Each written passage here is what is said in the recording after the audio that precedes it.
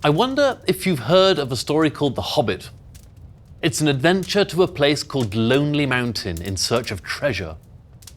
A hobbit was a tiny person, about the size of a small child, except with hairy feet. And it begins this way. In a hole in the ground there lived a hobbit. Well, I'd like to know a little more about this hobbit. And we do. Because after The Hobbit was published, the author J.R.R. Tolkien wrote another book called The Lord of the Rings. Now these are classic stories and were made into famous movies.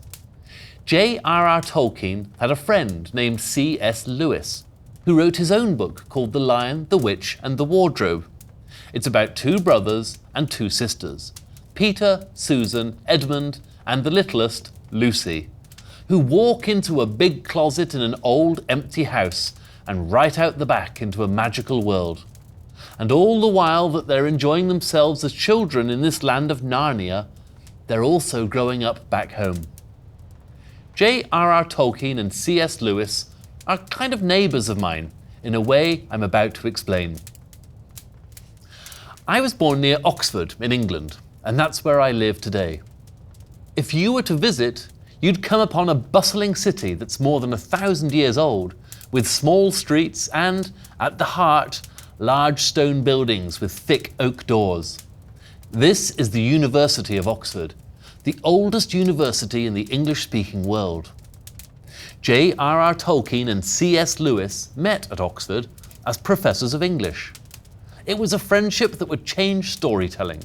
You see, their books are jam-packed with fantastic creatures and imagined lands, at home and in dangerous faraway places. And these stories are all about the eternal fight between good and evil. The First World War had just ended, and the horrible experiences and terrible details were sharp in their minds. Life in the mud of the trenches, rats, going over the top, enemy machine gun fire, bodies hanging on barbed wire. Even many survivors were suffering shell shock. What's shell shock?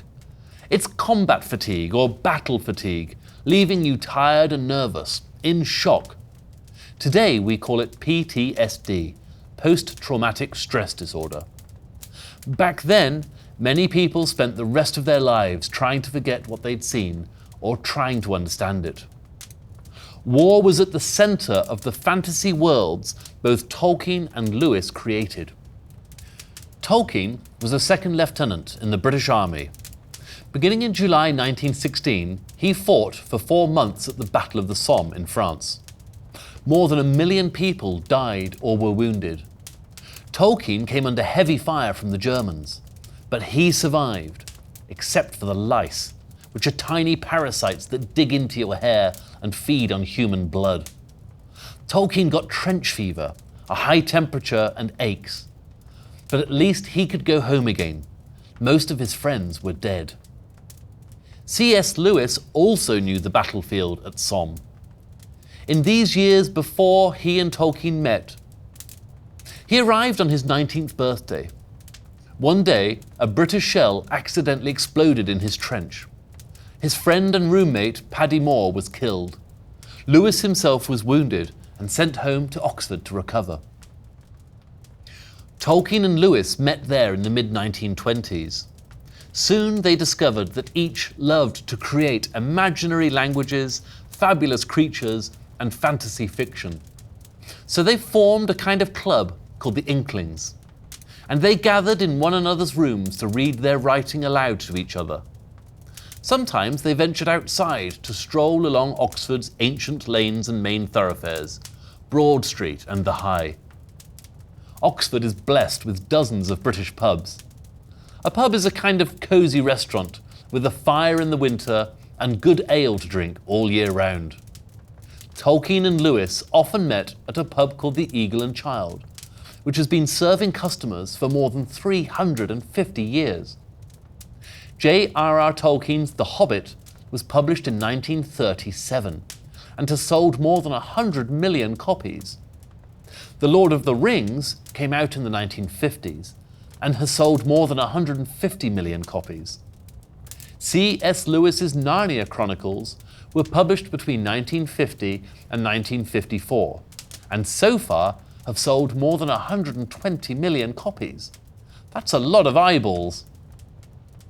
Tolkien and Lewis wrote differently, but both were fascinated by the struggle between good and evil. It was important enough to them to have risked their own lives in battle.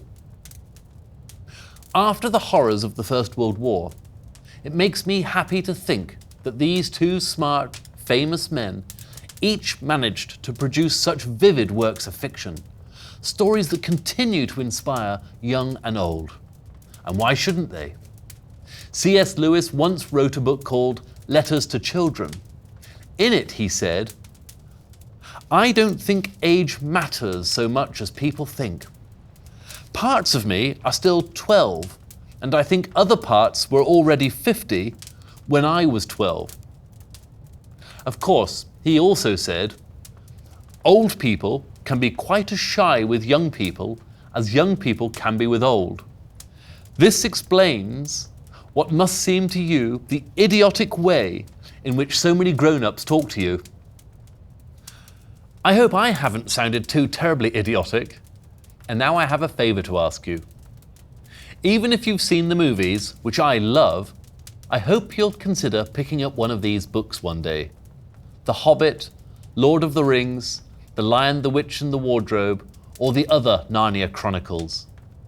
I'd like to think that a journey in these books will last you a lifetime.